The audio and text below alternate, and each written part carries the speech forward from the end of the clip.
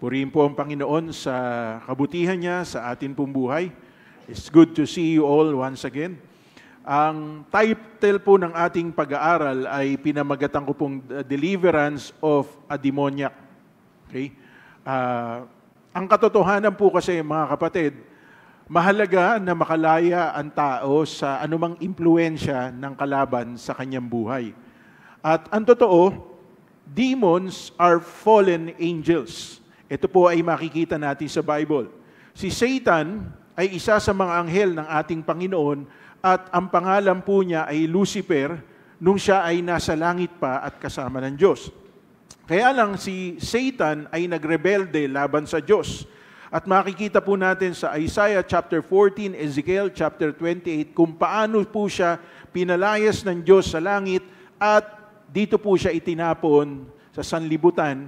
Kaya ang kanyang pangalan sa pangalang Lucifer, which is light, son of the morning light, ay napalitan ng Satanas. Okay? So, si Satanas o si Lucifer, nung siya ay nasa langit pa, kasama po niya, alam po ninyo, may hierarchy. Ibig sabihin, may katungkulan ang mga anghel sa langit.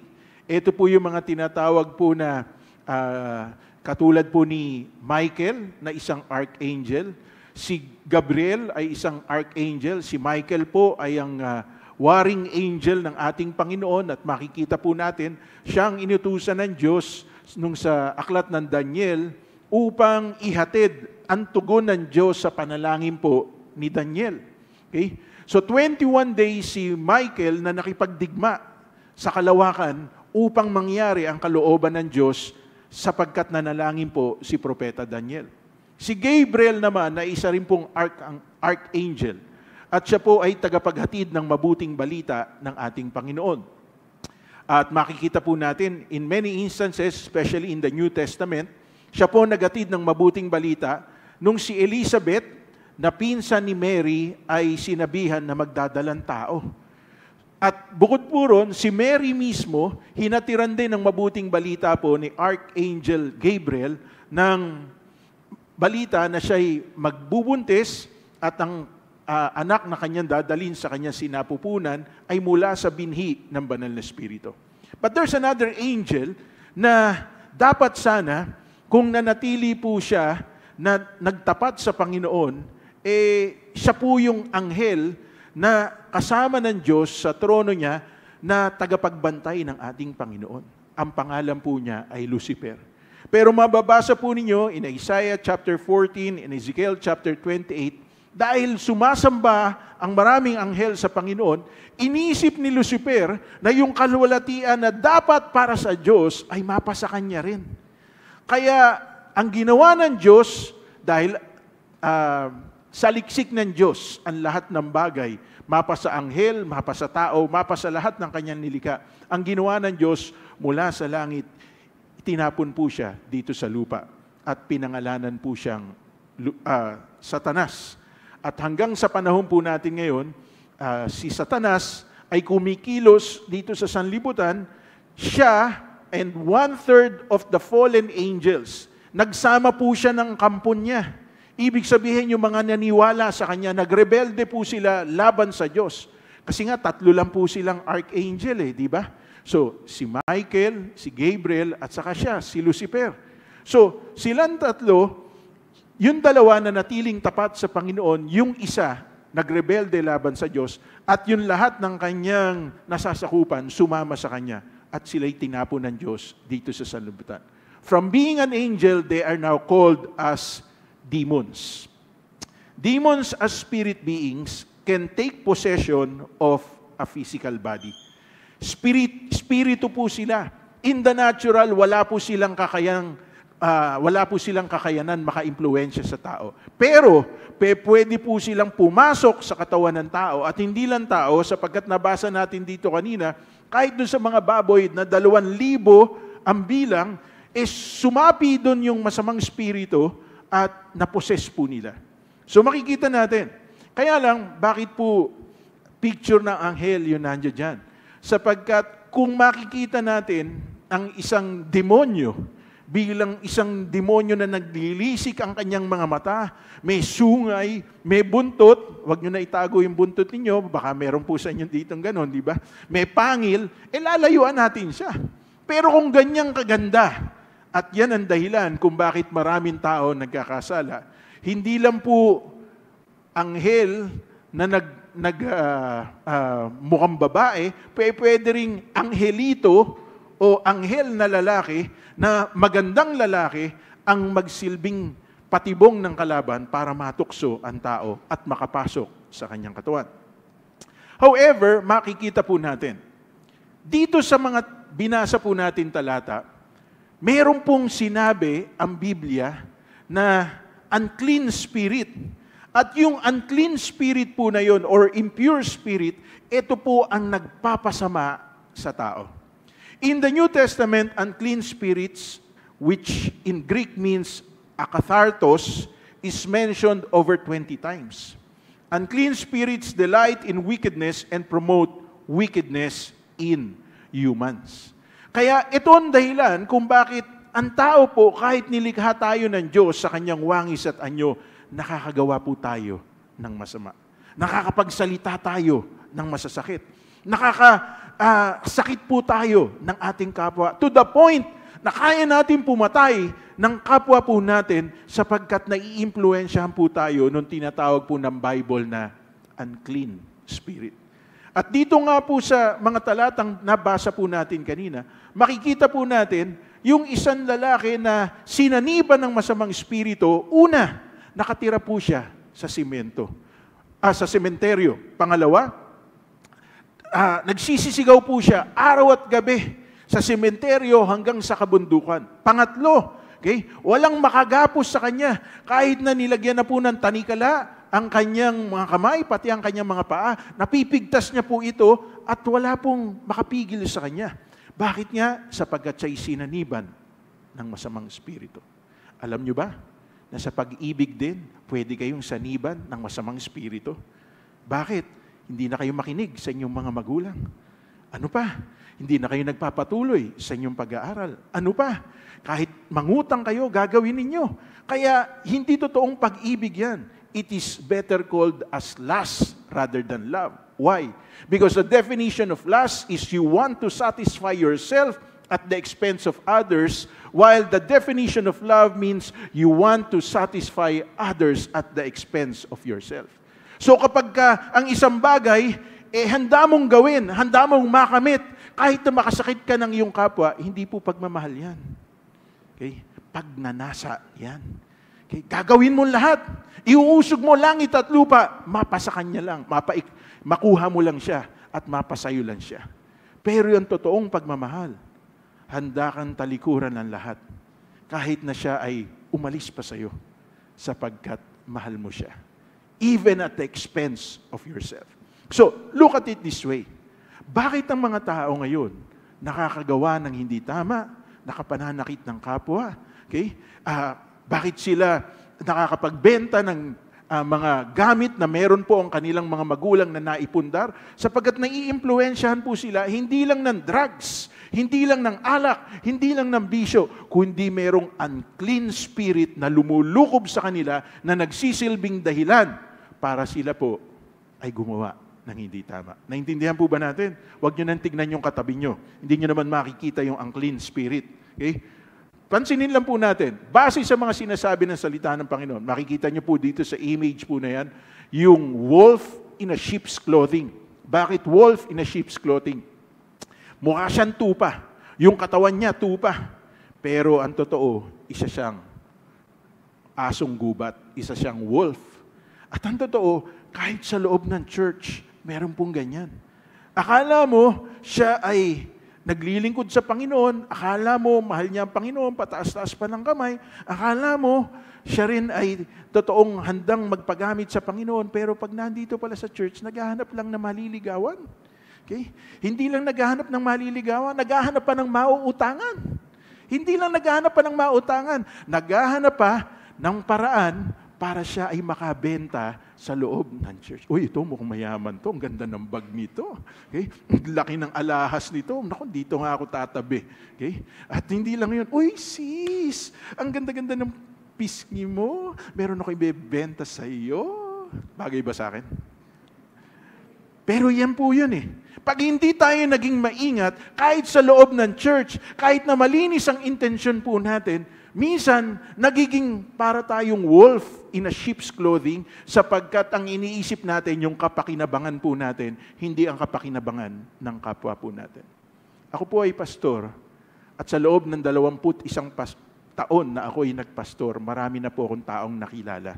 Marami na po akong taong nakasalamuha. At hindi ko sinasabi na magaling akong pastor. Kaya lang sa mahigit 21 taong pastor ako at mahigit sa 33 taon na ako ay isang mananampalataya, kaya ko na pong kumilatis kung yung taong kausap ko, totoo ba o hindi.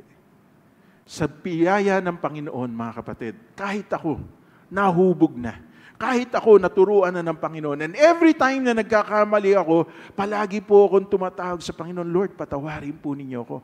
Ayoko pong maging kasangkapan ng kalaban para makagawa ng hindi tama yung kapwa ko. At marami rin po akong naging pagkukulang. Pero isang bagay ang kailangan matutunan ng bawat isa po sa atin. Magpatuloy po tayo sa paglapit sa ating Panginoon. Amen po ba? Palakpakan naman po natin ang Panginoon. 5 things, pag-aralan po natin. What are the characteristics of unclean spirit? Okay? Pag-aralan po natin, ano ba ang mga katangian ng maduming espiritu? Okay? Unang-una, okay? It can possess you. Pwede kang saniba nito. Okay? Sabi ng Marcos, chapter 5, verse 2a, pagkababa ni Jesus sa bangka, siya'y sinalubong ng isang lalaking sinasapian ng masamang espiritu. Huwag mo na kayo lumingon. Okay? Wala naman sapihan. Okay? May sanib lang. May S lang siguro. May sumpong lang, di ba? Pero, ito kasing lalaking to, hindi lang siya sinapian, sinasapian. Ibig sabihin, nananatili sa kanya. Kaya nga, lagyan mo man siya ng tanikala, lagyan mo siya ng chain, kaya niyang pigtasin, kahit po sa paa. At hindi lang yun, sinusugatan niya ang kanyang sarili, nagsisisigaw siya, huputubad po siya na naroon. Nakakita po tayo ng mga taong grasa na pakalat-palat po sa kalsada, yung iba na mamalimos, at yung iba talagang hubutubad na naglalakad. Could they be influenced? Could they be possessed by a demonic spirit called unclean? Maduming espiritu. Now, ang isang tao na wala pong relasyon sa ating Panginoon, pwede po silang maposes ng masamang espiritu. Pero kung tayo'y kumilala, tumanggap na sa ating Panginoong Jesucristo, hindi po tayo mapoposes. We can only be oppressed by a demonic spirit. Kasi pag sinabing possess, papasok siya sa katawan mo at gagawa ka ng ilang bagay na hindi mo dapat ginagawa. Nakakita po tayo, may mga palabas po sa atin, ang mga Pilipino, may masyado pong superstitious belief. Sobra po ang ating mga pamahiin, sobra ang ating mga paniniwala. Kaya, di ba, naniniwala nga po yung iba sa kapre, naniniwala po yung iba sa white lady, naniniwala po yung iba sa duwende. Okay? Baka manuno sa punso ka dyan. Magtabi-tabi po ka nga dyan. Baka may biglang humila sa ano mo. Okay? Naniniwala tayo sa mga ganon. Pero ang hindi natin pinaniniwalaan, pwede palang pumasok sa buhay ng isang tao ang masamang espiritu. And how is that? In Ephesians chapter 4, verse 27, sabi ng salita ng Panginoon, huwag niyong bigyan ng puwang ang dyablo sa inyong buhay. Paano ba nakakapasok ang dyablo sa ating buhay? Ephesians chapter 4, verse 26. Okay? Kung magagalit daw tayo, huwag natin pabayaan bumaba ang araw na nananatili ang galit sa atin. So, pwede palang magalit, di ba? Pwedeng magalit. Okay? Parang iba sa inyo, nakaupo lang kayo, mukha na kayong galit. Okay? Pwedeng magalit. Kaya lang, pag lumubog na araw, dapat tapos na yung galit mo. Yung iba kasi sa atin, farmers, nagtatanim ng galit.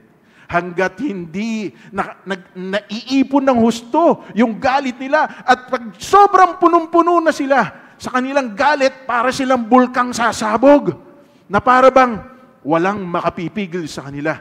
Lahat ng gamit sa bahay, basag, pati pintuan, wasak. Di ba?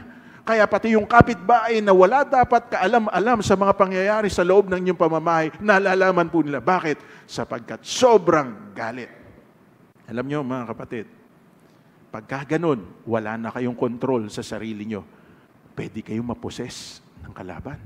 Kaya kung may galit kayo, at maaring naiisip nyo na, baka yung asawa nyo, nakagalit nyo bago kayo pumunta rito kasi ang tagal-tagal magbihis, di ba? Yung anak niyo, napagsabihan niyo, nabatukan nyo pa. Okay? Tagal-tagal gumilos, di ba? At the end of the day, dapat marunong na kayong magpatawad sa isa't isa. Ibang mag-asawa, tumatagal ng 3 araw bago mag-usap, nagtitiisan, magkatalikod na tutulog, o di kaya palalayasin pa ng kwarto. Kaya yun ang nagiging dahilan kung bakit natutokso yung asawang lalaki. Kasi tinataboy ng asawa, lumayas ka. Nung lumayas na, hinahanap naman, iniwan ako ng asawa ko. Nakikita nyo ba yung mga analogy na yun? Yung tayo mismo gumagawa ng dahilan para magkasala yung kapwa natin eh. Pag humingi na ng sorry, patawarin mo na. Hindi, pastor, na-hurt ako eh. Na-offend ako eh. Okay, di sabihin mo sa kanya, alin ba mas mahalaga? Yung feelings mo o yung relationship ninyo? Naintindihan niyo po ba ako? Ang kalaban, nag-aantay lang ng pagkakataon. Kahit na period lang ang laki ng puwang sa puso po natin, kaya niyang dut-dutin yun. Kaya niyang palakihin yun. Hanggang sa ito po ay maging butas sa sinlaki ng piso, 5 piso, 20 pesos, at magiging dahilan yun para totoong pumasok siya sa ating buhay. Kaya anong ginagawa ng iba? Naglalasing, nagdadrugs, at gumagawa ng mga bagay na hindi na nila kayang kontrolin sa kanilang sarili. Why? Because that unclean spirit possesses a person. But as Christians, hindi po tayo dapat napoposes ng kalaban. Kasi ang pumasok sa ating buhay ay walang iba kundi si Jesus. Ang nananahan sa ating buhay, walang iba kundi ang kapangyarihan ng Banal Espiritu. Pero anong pwedeng gawin ng kalaban sa atin? They can oppress us. Paano oppress? Okay? Yung hindi ka makatulog, hindi ka masaya, kahit na anong gawin mo, parang aligaga ka palagi, parang at the back of your mind, lagi kang may iniisip. It's because the enemy is oppressing you. He cannot possess you, hindi siya pwedeng pumasok sa iyo, pero kaya kanyang impluensyahan para hindi ka maging masaya. Kaya ano sabi ni Apostol Pablo sa aklat po ng Filipos, chapter 4, verse 4, rejoice in the Lord always. And again, I say rejoice. Kasi makikita mo sa isang tao na nababagabag yung kalungkutan. And you will be oppressed by the enemy. So, the first characteristic of an unclean spirit is they can possess you. Pangalawa, the evil spirit of uncleanness can pervert you. Sabi nga ng Marcos chapter 5 verse 2, ang lalaking ito'y nakatira sa mga libingan. Nung nililigawan ko yung misis ko, sabi ko sa kanya, saan mo gusto pumunta? Sa tahimik na lugar. O sige, punta tayo sa memorial. Ano memorial ka dyan? Tahimik na lugar yan, di ba?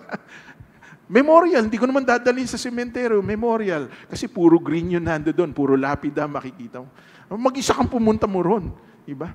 Pero itong taong ito, hindi lang siya pumunta ron. Doon pa siya, nakatira. So, ibig sabihin, he could live in that condition, in that state, na ang kasama niya, mga patay. Alam niyo ba, this could be taken literally, and this could also be taken figuratively. Figuratively, kapag ka ang madalas na kasama nyo ay mga taong patay sa kanilang ugnayan sa Diyos, kung anong ginagawa nila, gagawin ninyo. Kung ang mga tao na kasama ninyo ay walang mga sinasabi ukol sa Diyos, unti-unti, nanakawin din ng dyablo yung kapayapaan na meron ka at mamumuhay ka na katulad nila. Kaya ano sabi ng unang Korinto, chapter 15, verse 33, mag-ingat kayo, sapagkat ang masasamang kaibigan ay nakasisira ng mabuting ugali. So, pwede kasing ma-pervert. Perversion doesn't only mean sexual perversion, seduction, or kung ano pa mang immorality. No, perversion means yung babaluktutin yung katotohanan at yun ang paniniwalaan mo. Itong tao na to, kaya doon na siya nakatira sa sementeryo sapagkat napasok na ng kalaban ang kanyang kaisipan at para sa kanya, okay lang na doon na siya tumira. Pangatlo na makikita natin, an unclean spirit is powerful. Sabi ng Marcos chapter 5 verse 3b hanggang 4, hindi na siya maigapos kahit na nakilapa ang gamitin. Bagamat madalas siyang gapusin ng tanikala sa kamay at paa, nilalagot lamang niya ang mga ito. Wala nang nakakapigil sa kanya. Pansinin natin to. Kapag wala nang makapigil sa isang tao, merong lumukob sa kanya na isang kapangyarihan na siyang nagkokontrol sa kanya. Ano sabi ng salita ng Panginoon? In one of the Gospels, Jesus said, when an unclean spirit leaves a house, it roams around. Kapag daw ang isang masamang spirito ay umalis sa isang bahay, ito ay umiikot lamang. At pag bumalik siya dun sa bahay na yon at nakita niya na walang nakatira dun sa bahay na yon, ang gagawin niya, babalik siya at magsasama pa siya ng 7 masasamang espiritu. Kaya't yung kondisyon ng bahay na yon ay mas masahol kesa dati. Every time we hear the word of God, nako-convict tayo. Tapos, tayo po'y lumalapit sa Panginoon. Tayo nagsisisi, tayo nagsusuko ng buhay. But, we need to ask the Holy Spirit to fill us. Kinakailangang hilingin natin na tayo puspusin ng masamang espiritu. Ng banal na espiritu. Ang masamang espiritu ang ginagawa, sinasaniban ng tao. Ang banal na espiritu, lumulukob po sa atin, hindi sanib. Sumasalin sa atin. Ibig sabihin, nananahan po sa atin, nakatira talaga sa atin. Pero kapag tayo po'y gumagawa ng hindi tama, ang banal na espiritu po ay unti-unting nakikwench hanggang sa totally hindi na tayo makonvict. At anong mangyayari? Dahil bumabalik tayo sa mga masasamang gawain po natin, ang kalaban din po, babalik sa buhay ng isang tao at ano sabi ng Bible, mas magiging masahol pa siya kaysa dati. Kaya ano sabi ng salita ng Panginoon? Mas mabuti pang hindi nyo nalaman ang katotohanan pagkatapos mamumuhay lang kayo sa karumihan sapagkat katulad kayo ng isang aso. Matapos kumain, isinuka ang kanyang kinain. Pagkatapos yung kanyang isinuka, babalikan at kakainin pa rin. Imagine that. A human being is likened into a dog na matapos niya sumuka, kakainin niya uli yung kanyang sinuka. Kasi ganyan ang kalagayan ng isang tao na lumapit sa Panginoon, pinalaya ng Panginoon sa mga diwastong pamumuhay, pero pagkatapos, dahil ang masamang espiritu ay pinayagan niya uling makapasok sa kanyang buhay, anong mangyayari? Totally, mawawala na siya ng pagpipigil sa kanyang sarili. Pinag-aaralan natin to kasi totoong nangyari to. Pinag-aaralan natin to sapagkat posibleng mangyari to kung hindi man sa inyo, sa mga taong kakilala nyo o sa mga mahal nyo sa buhay. Ako mismo, sa aking pagpapastor dito sa GEM, I also witness in my life. Dating kasama natin sa church na possess ng masamang espiritu, mag-asawa po sila, only to find out na nagkamali, nagkasala yung asawang lalaki, kaya yung asawang babae ang naposes. Nawala siya ng control sa kanyang sarili. And ako mismo nakita ko yung kanyang mga mata, yung asawang babae, umikot. Okay? Puro puti na lang, hindi mo na makita yung... Pagkatapos nagkikikisay. Kitang-kita ko po yun. And there are many instances that I would share to you. Okay? Ako po nagpunta sa Surigao. Okay? Pagbaba ko po ng sasakyan sa jeep, naramdaman ko na lang, sumakit yung tiyan ko. Namilipit ako sa kalsada pala hanggang sa pagdating po doon sa lugar na pupuntahan po namin. Pagdating po ron, sabi nung kasama ko, meron ko ba nakain na hindi tama? Sabi ko, wala naman. Magkasama tayo. Kung ano kinakain mo, kinakain ko. Meron ka ba napansin nung nakasakay tayo sa public transportation na meron bang nakatingin sa'yo? Sabi ko, oo, may matandang babae na hindi umaalis yung tingin sa akin. Sabi niya, nakulam ka. Ha? Sabi ko gano'n, anong gagawin natin? O sige, umawit tayo sa Panginoon. Umawit kami sa Panginoon. Pagkatapos namin umawit sa Panginoon, nag-binding and loosing siya. Ipinatong niya yung kamay niya dito sa aking sikmura. Pagkatapos nag-binding and loosing siya. Naduwal po ako. Nasuka po ako. Pagkatapos po nun, nakalaya ako. Na-oppress ako. Hindi po ako na-possess, pero na-oppress ako. Because totoo ang kapangyarihan ng masamang espiritu. The unclean spirit is powerful that no human being can control it. Kaya kung meron kayo sa inyong buhay, hindi nyo ma-give up. Okay? Kaya nga po yung mga anak namin, okay? ginrounded ng misis ko. 2 linggo, bawal gumamit ng cellphone. Okay? 2 linggo. Naku, antay na talaga yung anak ko. Okay? At talagang kahit na gusto niya pa makipaglaro sa kanyang mga klase, last day, farewell na po nila. Naku, umuwi ka agad ng maaga.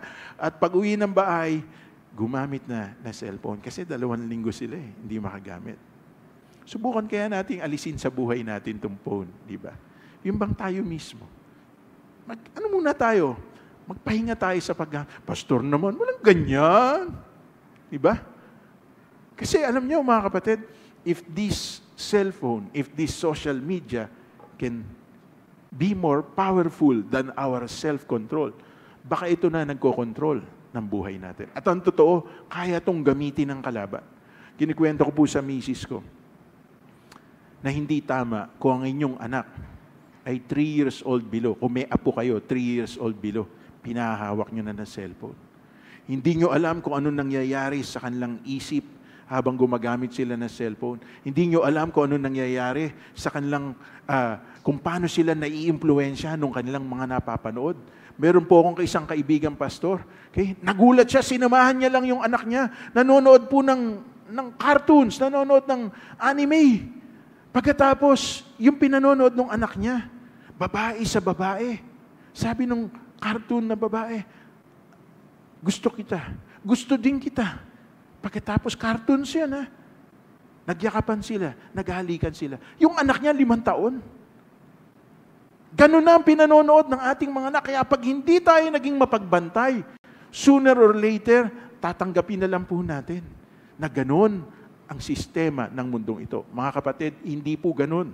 Kaya lang nawawala ng kontrol ang bawat isa sa atin sapagkat tayo mismo na kanilang mga magulang, nakikita tayo ng ating mga anak. Kinakausap tayo ng ating anak, ayaw natin bitawan yung cellphone natin. Sige. Okay, sige na, gawin mo na yun. Okay, kasi hawak mo yung phone mo. Nakita po ba natin? The enemy can influence us. Ika-4 na kayang gawin ng unclean spirit can make you psychotic. Ibig sabihin, kaya kang gawin baliw ng masamang espiritu. Sabi ng Marcos chapter 5 verse 5, araw-gabi nagsisisigaw siya sa mga libingan at sa kabundukan at sinusugatan din niya ng matalas na bato ang kanyang sarili. Imagine that. Sino sa atin ang susugat sa sarili po natin? Sino sa atin ang magsisisigaw? Sa libingan o sa kabundukan? Buti nga ito di ba? Matino pa. Sa libingan at saan? Sa bundok, sumisigaw. Yung katabi nyo, sa bahay, sumisigaw Di ba? Pagkatabi lang kayo. Pero parang ang layo nung kausap Okay? Kasi galit na galit. Nalilisik ang mata. Ay! Baka psychotic na yan. Baka na-impluensya na ang clean spirit. Naintindihan po ba natin? So, anong dapat natin gawin? If these signs are being manifested in us, kinakailangan humingi tayo ng tulong sa Panginoon. Lord, ayoko maging baliw. Di ba? Mukha ka nang baliw, magiging baliw ka pa. Naku naman. Ito, I will make this statement. Walang nilikha ang Diyos na gusto niyang pahirapan. Ang gusto ng Diyos, bigyan tayo ng buhay na kaaya-aya at kalugod-lugod sa Kanya. Kaya lang nahihirapan ng tao dahil gumagawa siya ng maraming bagay malayo sa kalooban ng Diyos. Kaya mga kapatid, bantayan po natin ang ating sarili. Panlima at panghuli sa introduction. Okay, introduction pa lang tayo. Number 5, an unclean spirit is pressing. Ibig sabihin, demanding. Sabi ng Marcos chapter 5 verse 7, sumigaw siya ng malakas, Jesus, anak ng kataas-taasang Diyos, bakit mo ako pinapakialaman? Ipangako mo sa pangalan ng Diyos na hindi mo ako pahihirapan. Last Sunday, ang title ng preaching ko, Don't you care? Wala ba kayong pakialaman? Wala ba kayong pakialam? Yan ang sabi ng mga alagad Kasi sa Mark chapter 4, lula nung bangka, sumakay ang ating Panginoon kasamang mga alagad. Habang sila'y naglalayag mula sa Galilea patungo po sa isang ibayo, bigla pong sila'y hinagupit ng malakas na bagyo. At ang Panginoon natutulog. Pagkatapos, pumasok na po yung tubig doon po sa kanilang bangka at halos lumubog na sila. Ginising nila ang Panginoon. Panginoon, wala ba kayong pakialam? Lulubog na tayo. Eto naman, Diablo, wag mo akong pakialaman. Diba? Alin po ba ang dapat sa buhay natin? Buti pa itong Diablo naniniwala na pwede siyang pakialaman ng Panginoon. Ang tao ayaw pakialaman ng Diyos. Mga kapatid, anong sabi ng Diablo? Bakit mo ako pinapakialaman? At hindi pa yon. Ipangako mo sa pangalan ng Diyos na hindi mo ako pahihirapan. Bakit? Because only God has the power to torment the enemy. Mga kapatid, sa eschatology, sa pag-aaral ng mga mangyayari sa huling panahon, isa sa matutuklasan po natin, sa millennial reign ng ating Panginoong Jesucristo, sa 1,000 years ng ating Panginoon. After the 1,000 years, Satan and the enemy will be cast out into the lake of fire, into the bottomless pit, and forever they will be tormented. Dun sa 1/3 ng mga anghel na itinapon ng Diyos dito sa sanlibutan, meron sa kanila na napunta na po dun sa dagat-dagatang apoy. Pero merong mga nanatili dito sa sanlibutan na to, na siyang nag-iimpluwensya sa marami pong tao. Don't get me wrong, mga kapatid. Hindi po ako against sa mga LGBTQ community. Hindi po ako against sa kanila. But look at them. Look at them. How influencing they can be. Nabasa ko lang po. Naisalba nung programang It's Showtime ang GMA7 sa pagkalugi dahil nung umalis ang Itbulaga sa kanila, may itinapat na noontime show na hindi po nakatapat sa Itbulaga. At nalipat ang Itbulaga, hindi na Itbulaga, ewan ko na kung anong tawag ngayon doon. Okay? At hanggang sa naalis din yung programa na yon at ang nailagay ay It's Showtime. At nagpapasalamat yung executive ng GMA7 kay Vice Ganda. Diba? Ano ba itsura ni Vice Ganda? Diba kamukha niya yung anghel kanina, yung angel of light? Ano ba itsura ng buhok ni Vice Ganda? Diba ang ganda nga daw niya? Parang hindi kayo nanonood, ano? Oh. Baka tanungin ko kayo, kayang-kaya niyo sumagot. Ako po talaga, sinasabihan ko yung misis ko, ayoko nanonood ng ganyang palabas. Totoo po yan. Ayoko nanonood ng ganyang palabas. Because I don't want my children to be influenced by the system of this world. But look at it this way. Those people who are influenced by the enemy, they can be very demanding. They can be very pressing. Katulad nito, sabi nung masamang espiritu, sumigaw siya ng malakas, Jesus, anak ng kataas-taasan Diyos, bakit mo ako pinapakialaman? Ipangako mo sa pangalan ng Diyos na hindi mo ako pahihirapan.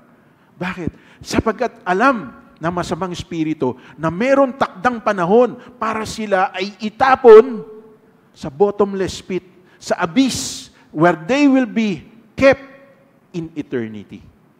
Mga kapatid, alam nila, pwede silang igapos ng Panginoon doon Kaya nagmamakaawa sila. At doon, makakasama ng masasamang espiritu yung mga tao na hindi po nanalig sa ating Panginoon. Yung mga tao na kahit na anong babala ang sabihin natin sa kanila, nagpatuloy sila sa pagkakasala. Hindi sila kumilala tumanggap sa ating Panginoon. Tayo nga lang, hindi ba? Naranasan po natin, parang 2 Saturdays ago, nag-brown out. Okay? 4 na oras, pamula alas 5 hanggang alas 9 ng umaga. Naku po, init na po tayo. Di ba? At hindi lang po yun. Pag lumalabas tayo, sobrang, naku, apakainit. Kaya alam nyo, may payo ako sa inyo. Pakabait na tayo. Kasi yung nararanasan nating init dito, sobra pa sa impyerno. At hindi lang po yun. Sa impyerno, walang electric fan. Sa impyerno, walang aircon. Ni wala ngang abaniko, pamaypay, wala. Doon ang sabi ng Bible, forever, day and night, people will be tormented. Parurusahan po sila araw at gabi. How can a demonic spirit, an unclean spirit be demanding? Kasi Kahit wala silang karapatan, sasabihin nila kung ano ang kanilang gusto. I want you to understand this.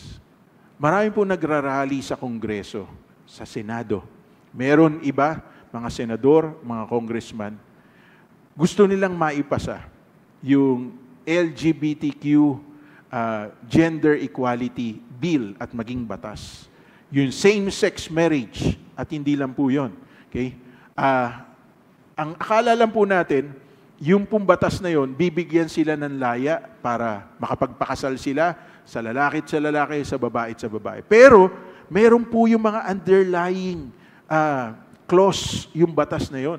At halimbawa, katulad ngayon, ako po ay nangangaral ukol po sa mga impluensya po na yan. Pag ito ay napanood nila at ito ay pwede nilang gamiting ebidensya laban sa akin, pwede nila akong ipakulong pag naisabatas yung panukala po na yan.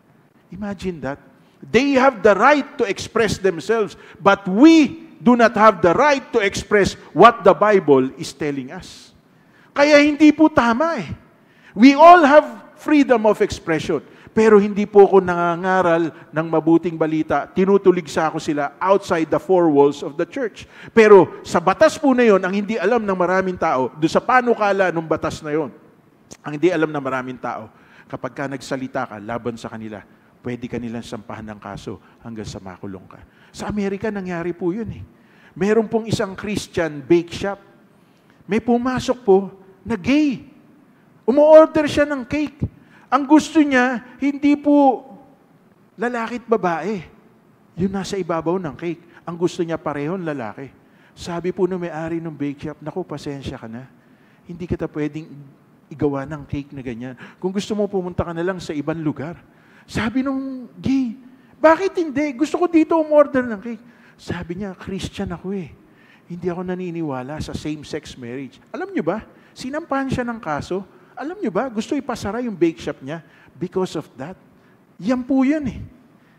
They are very demanding. And why do they become demanding? Why do they become pressing? Because of the unclean spirit na sumasanib sa kanila. Nababaluktot ang katotohanan, gumagawa sila ng mga bagay na hindi na po marapat. Now, that's the first part ng pag-aaral natin.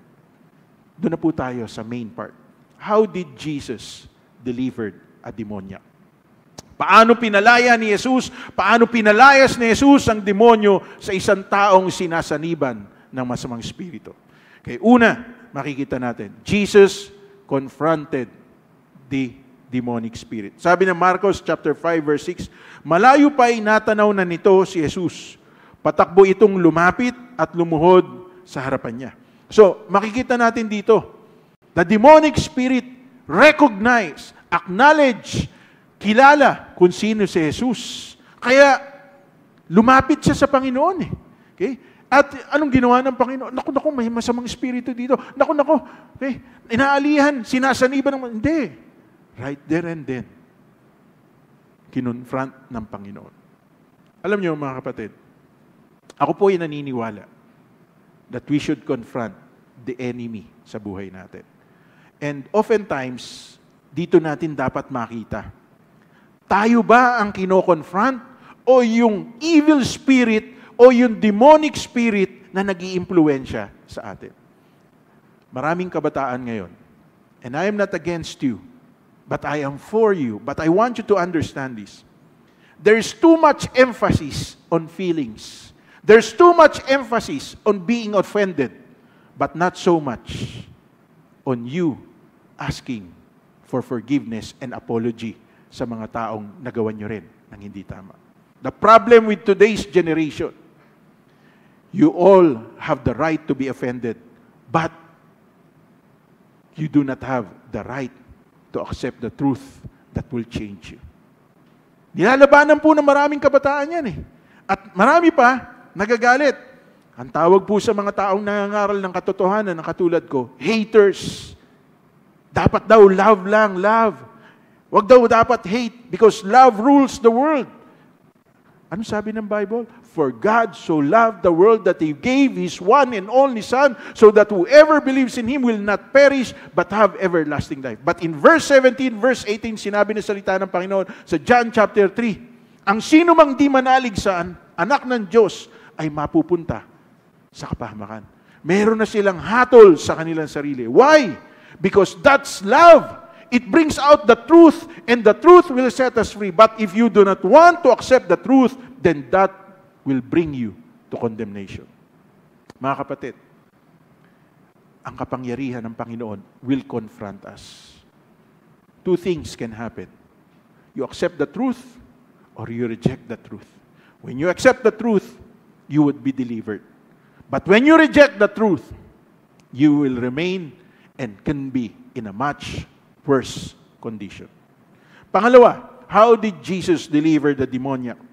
He commanded. Inutusan po ng ating Panginoon. Sabi ng verse 7 sa Marcos chapter 5 hanggang verse 8, sumigaw siya ng malakas, Jesus, anak ng kataas-taasang Diyos, bakit mo ako pinapakialaman? Ipangako mo sa pangalan ng Diyos na hindi mo ako pahihirapan. Sinabi niya ito sapagkat iniutos ni Jesus, masamang espiritu, lumabas ka sa taong ito. You don't talk to demonic spirit, but you command them. Nung bago-bago po akong mananampalataya, meron po akong kasama sa Saudi na katrabaho ko po. Ang ginawa po niya, sinumbong niya dun sa superior po namin na ibang lahi, Indian yata yung superior namin. Yung mga kapwa namin Pilipino, sinabi niya, oy, alam mo, yung mga kapwa natin, mga Pilipino na kasama ko, ang ginawa nila, inuwi nila yung mga gamit. Kaya inuwi yung mga gamit kasi wala pang sinusupply sa kanila. So inuwi, alam nyo ba, na-terminate po yung mga kasama ko. Di pa kaya nga sila napunta sa ibang bansa kahit na malayo sa kanilang pamilya. Nung panahon po na yun, 1990. Marami sa inyo, hindi pa tao. Nung panahon po na yun, wala pang internet, wala pang cellphone. Ang way of communication through letter to tape, cassette tape, at saka through telephone. Tatawag ka. Long distance. International distance dialing. Na-terminate po yung mga kasama. Bago po ako mananampalataya, sabi ko po dun sa kasama ko, sa pangalan ni Jesus, masamang espiritu na lumulukob kay Louie. Sabi ko gano'n. Lumayas ka! Sabi sa akin ng kasama ko, masamang espiritu pala. Sabi sa akin ng kasama ko, masamang espiritu pala. Kasi hindi niya naintindihan eh. Bakit niya hindi naintindihan? Kasi ang gusto niya, makapagpa-good shot siya dun sa superior namin. Hindi niya inisip yung kapakanan ng mga kababayan po namin. May wisdom sa pag-exercise ng masamang espiritu sa pagpapalayas. Ano po yung wisdom na yun? Halimbawa, may kausap kang tao, at yung tao na kausap mo, alam mong nalulukuban siya ng masamang espiritu. Iba siya mga tuwiran, iba siya magsalita, iba rin yung kilos niya sa katawan. Hindi mo pwedeng gawin, in Jesus' name, you unclean spirit, lumayas ka. Hindi pwedeng ganun. Lalo na kung asawa mo yun, hindi pwede yun. Naku po. Di ba? Away kayo. Baka ikaw pa mapalayas. Pero, anong wisdom? Kung paano natin palalayasin ang masamang espiritu sa kanila? Kung asawa mo yun, di tabihan mo sa gabi. Okay? Medyo ganun-ganun mo yung buhok. Sabi mo, alam mo, love, mahal na mahal kita eh. Pero ang totoo, habang ginagano mo, in Jesus' name, masamang espiritu lumulukob sa asawa ko, pinalalayas kita. Diba? Hindi lang yon. Kahit naka-holding hands mo, sabi mo, in Jesus' name, yung masamang espiritu ng galit, hinanakit, sama ng loob, pinalalayas ko sa asawa. Kahit na nagmamana yung asawa mo, okay, galit na galit, gigil na gigil, kasi gustong habulin yung nag-overtake sa kanya. Okay? Dear, ganunin mo lang. Dear, baka madiskrasya pa tayo, pero habang nakahawak kang ganun, in Jesus' name, pinalalayas ko itong masamang espiritu na to. Bakit? Kasi pag sinabi mo siya, sa pangalan ni Jesus, lumayas ka! Malamang, bumaba ka na sa sasakyan, maglakad ka. Kaya may wisdom, naintindihan po ba natin? But in a given situation, wherein the demonic spirit is manifesting itself, ibig sabihin talagang gumugulong siya sa lupa. Okay? Nag-iiktad siya, bumubula yung kanyang bibig. Totoo po yan. Mararanasan ng isang tao po yan kapag siya ay sinasaniban ng masamang espiritu. Meron pa nga ako nakita, umakyat pa yung kanyang katawan. Kasi wala po siyang kapangyarihan. On her own, wala siyang, hindi niya alam kung ano yung nangyari, pero umakyat sa kama. Tumaas ng ganun. Pagkatapos bigla siyang ibinabang ganun. Yung napapanood nyo sa pelikula, totoong nangyayari po yun. Yung napapanood nyo kay Jessica Soho, totoong nangyayari yun. Di ba? Hindi naman gabi ng lagim. Hindi naman ganun eh. Hindi naman November 1. Pero ba't itong pinag-aaralan natin? Because I want you to understand that Jesus has the power to command demonic spirit. And sabi ng salita ng Panginoon, Mark chapter 16 verse 15, in my name, you shall cast out devils. You shall cast out demons. So hindi tayo pwede magpalayas ng masamang espiritu sa sarili nating kapangyarihan. Baka sabihin pa ng diablo sa atin, papalayas mo pa ako, baka sa'yo pa ako pumunta eh. Dami mong kasalanan eh. Hindi ganun. But in the name of Jesus, utusan mo siya. Palayasin mo masamang espiritu. Pangatlo at panghuli, okay? Call out the demonic spirit. Identify mo ang masamang espiritu. Sabi ng Marcos chapter 5 verse 9, tinanong siya ni Jesus, anong pangalan mo? Batalyon, sapagkat marami kami, tugon niya. Ang tinatanong ng ating Panginoon, yung pangalan ng tao na sinaniban ng masamang espiritu. Pero ang sumagot, yung masamang espiritu, na ang pangalan niya ay batalyon. Alam niyo ba? In English, ang sabi dito, what's your name? And the demonic spirit replied, Legion, for we are many.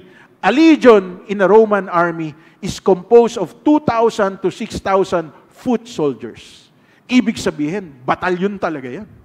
Maraming sundalo po yan.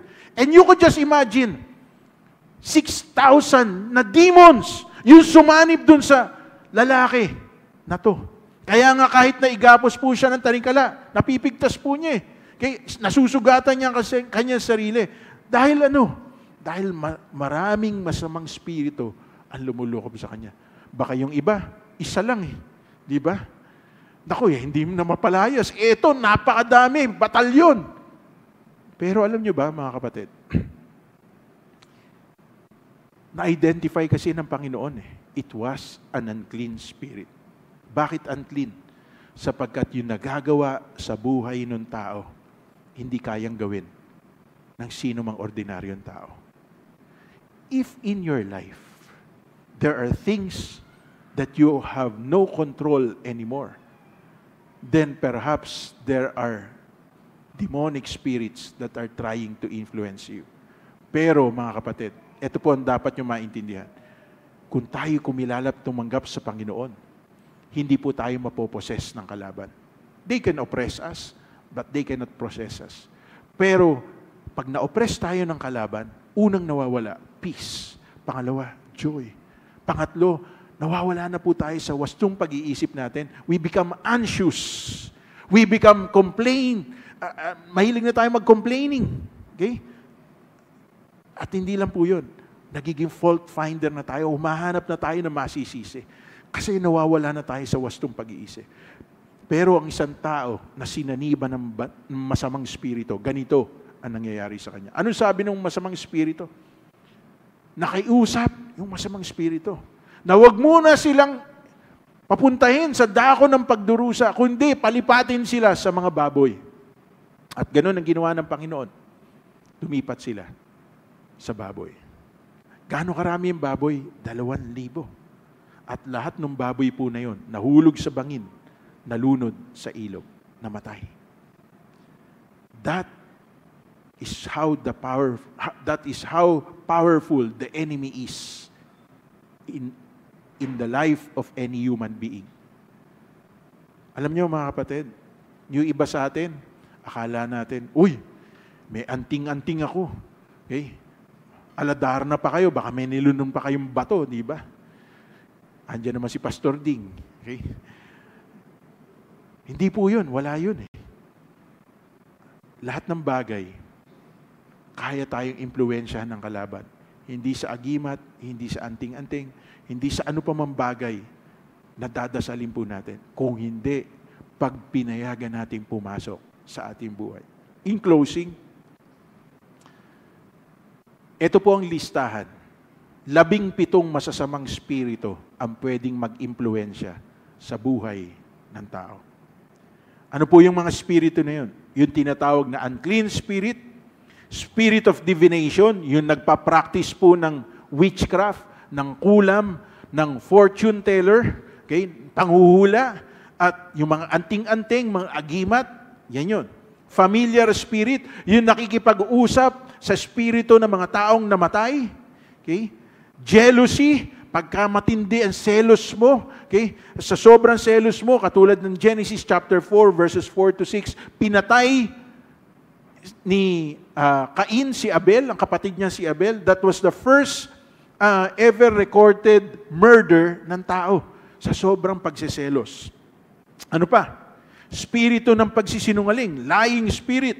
Okay? Kasama yan sa demonic spirit. Perverse spirit. In Romans chapter 1 verses 17 to 32, pinayagan sila ng Diyos sa kanilang mahalay na pamumuhay, lalaki sa lalaki, nakipag-ugnayan, babae sa babae, hindi dahil sa walang kapangyarihan ng Diyos para baguhin, kundi ayaw nilang magpatuwid sa Diyos.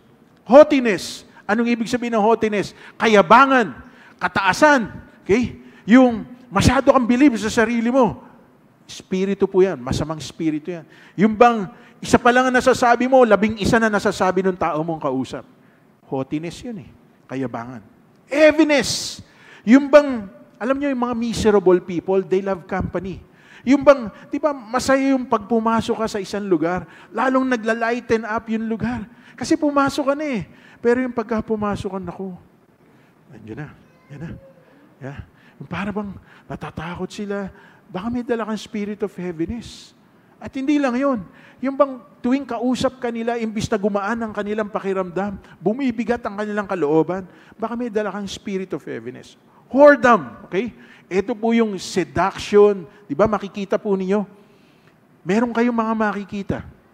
Whether through magazine, through video, through reels, parang enticing yung mata ng babae, parang enticing yung mata ng lalaki, at nadadala po yun sa kanilang physique, sa kanilang katawan.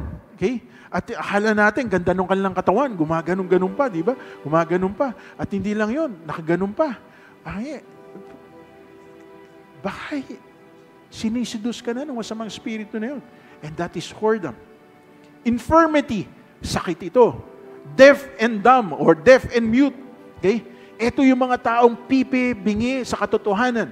Pipi, bingi kahit na nadidinig nila pero pasok dito, labas nandito, wala silang pakialam.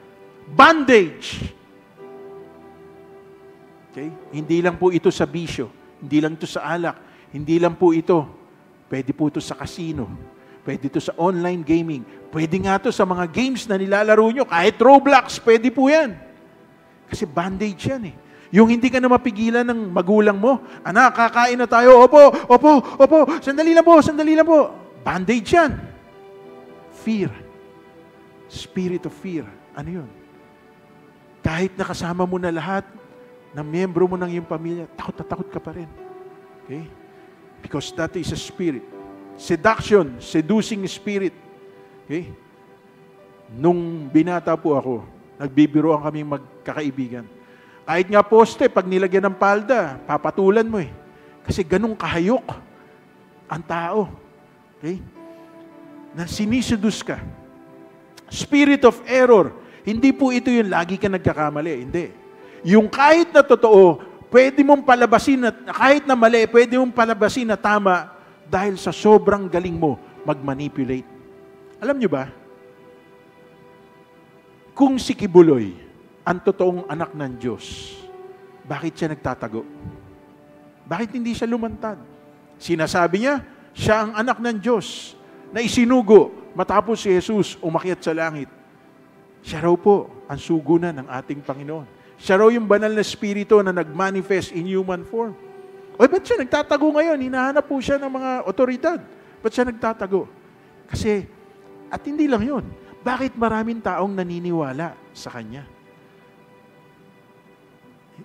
Kung napapanood po, ako pinanonood ko yun, hindi dahil sa gusto ko siyang panoorin.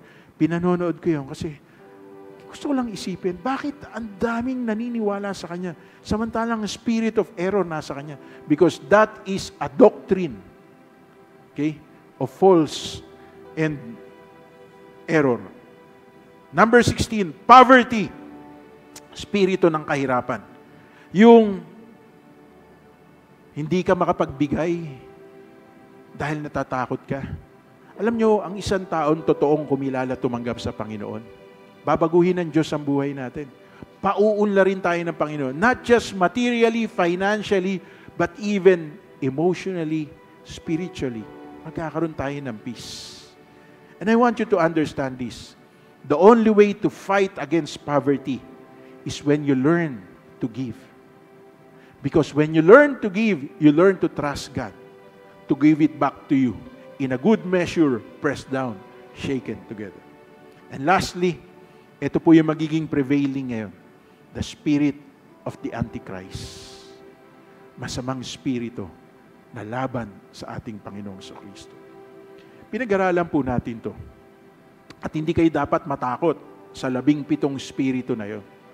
Sapagkat ito, sa pangalan ng Panginoon, lahat to luluhod sa pangalan ng ating Panginoon.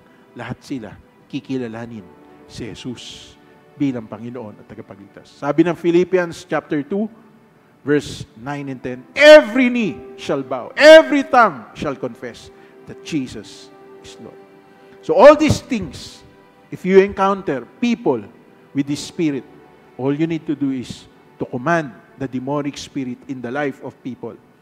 Cast them out in the name of Jesus. But make sure na tayo mismo namumuhay ng kaaya-aya at kalugod-lugod sa ating Panginoon. Tayo pong lahat ay tumayo and let us come to God in prayer. Ano yung inawit nyo kanina? So awitin natin.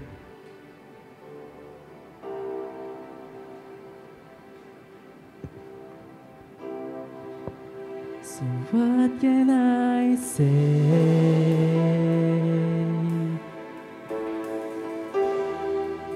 So what can I do?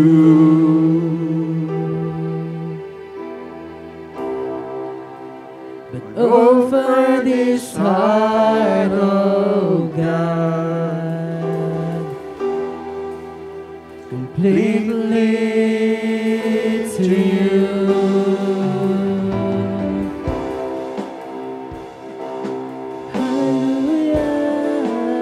So what can I do? Oh, but offer this heart, oh God, completely to you. Oh, so I'll stand with arms high and heart abandoned, in awe of the one who gave it all. So I'll stand, my soul, Lord, to you surrendered. All I am is yours. So what could I stand? And I'll stand with arms high and heart abandoned, in awe of the one who gave it all. So I'll stand, my soul, Lord, to you surrendered. All I am is yours. So what could I stand? So I'll stand with arms high and heart abandoned, in awe of the one who gave it all. So I'll stand, my soul, Lord, to you surrendered. All I am is yours. Sabi po ng awitin, I'll stand with arms high and heart abandoned, in awe of the one who gave it all. Mga kapatid, maaring hindi tayo katulad nung lalaki na sinasaniban ng masamang espiritu. Pero alam din natin na merong mga bahagi ng ating buhay na nangangailangan ng ganap na kalayaan at pagsusuko ng ating sarili sa Panginoon. Huwag nating antayin na ma-oppress tayo ng kalaban. Huwag nating antayin na mawalan tayo ng kontrol sa ating sarili dahil sa sobrang pagkilos ng kalaban sa ating buhay. Sa ating pag-aaral ngayong umagang ito, kung merong kayong na-identify sa ating naging pag-aaral, na alam nyo na kinakailangan nyo isuko sa Panginoon, habang nakapikit ang ating mga mata, nakayuko ang ating ulo, aawitin po natin muli ang kantang ito. Nais ko pong mula sa kinatatayuan ninyo, itaas ninyo ang inyong dalawang kamay bilang tanda ng inyong pagsusuko sa Panginoon. It's better for us to surrender ourselves to the Lord right now and to allow God to deliver us from anything that the enemy is holding us back, because the power of God is in this place today. Of the one who gave it all, so I'll stand, my soul, Lord, to you surrendered. All I am is yours. Once again, so I'll stand with arms high and heart abandoned, in awe of the one who gave it all. So I'll stand, my soul, Lord, to you surrender. All I am is yours. For the last time. So I'll stand with arms high and heart abandoned, in awe of the one who gave it all. So I'll stand, my soul, Lord, to you surrender. All I am is yours. Habang nakapikit po ang ating mga mata, kausapin po natin ang Panginoon sa sandali pong ito. Payagan po natin ang ating sarili na lumapit sa ating Panginoon. At sa pagkakataong ito, mga kapatid, sabihin natin sa Diyos ang mga bagay na kinakailangan po nating ihingi ng tawad sa Kanya. Ang mga bagay na kinakailangan po nating isuko sa Kanya. For the presence of God is in our midst right now. And in the presence of the Lord, there is peace, there is joy, there is deliverance, there is healing, and there is love forevermore. Lord, maraming salamat po sapagkat hindi lang ang lalaking ito, Panginoon, na sinaniban ng masamang espiritu ang kaya niyong palayain. Ang bawat isa rin po sa amin na narito ngayon, bagamat marami po sa amin ay kumilala at tumanggap na sa inyo bilang aming Panginoon at tagapagligtas, pero alam nyo rin po, marami pang bahagi ng aming buhay nangangailangan ng pagsuko sa inyo. Kung kami ay mga anak at hindi po namin magawang sundin ang aming mga magulang, bagkos nagtatanim pa kami ng sama ng loob, nangangatwiran pa kami, nakakapagdabog pa kami, o nakagagawa pa kami ng mga bagay na kasasakit ng kanilang kalooban, patawarin niyo po kami, Panginoon. Patawarin niyo rin kami, Panginoon. Kung kami ay naglilihim sa aming asawa, kung kami ay nagsisinungaling, Panginoon, hindi lang sa aming magulang, sa aming asawa, o sa mga tao na kapaligid sa amin, kundi nagtatakip din po kami sa inyo. Pinalalabas namin, Panginoon, na wala kaming ginagawang mali, pero ang totoo, namumuhay kami na hindi kaaya-aya at kalugod-lugod sa inyo. Panginoon, sa umagang ito, hayaan nyo ang liwanag mula sa kapangyarihan ng iyong Espiritu Santo ang mag-expose ng lahat ng laman ng aming puso. At sa inyong banal na harapan, kami ay nagpapakumbaba. Sa inyong banal na harapan, isinusuko namin at hinihingi ng tawad ang anumang bahagi ng aming buhay na hindi kaaya-aya at kalugod-lugod sa inyo. Ayaw po naming magkaroon ng kapangyarihan ang kalaban sa aming buhay. But let it be in the light of the truth of your word. Deliver us, set us free in the name of the Lord Jesus. Allow us to receive, O Lord, the power of your Holy Spirit in our life. Help us, O God, to live a life that is holy and pleasing and truthful before you. Today, O God, let there be healing, let there be deliverance, let there be total setting of freedom sa buhay ng bawat isa po sa amin. Sapagkat, Panginoon, sa araw po na to, nais po namin na kami makapamuhay ng kaaya-aya at kalugod-lugod sa inyo. At ang aming pong buhay ay magsilbing buhay na patotoo ng inyong kabutihan, kapangyarihan, katapatan, at walang hanggang pag-ibig. Maraming salamat po, Panginoon. Pagpalain niyo po ang lahat ng aking mga kapatid na kasama ko ngayon, whether it be on-site or through online. Salamat po sa buhay ng bawat isa.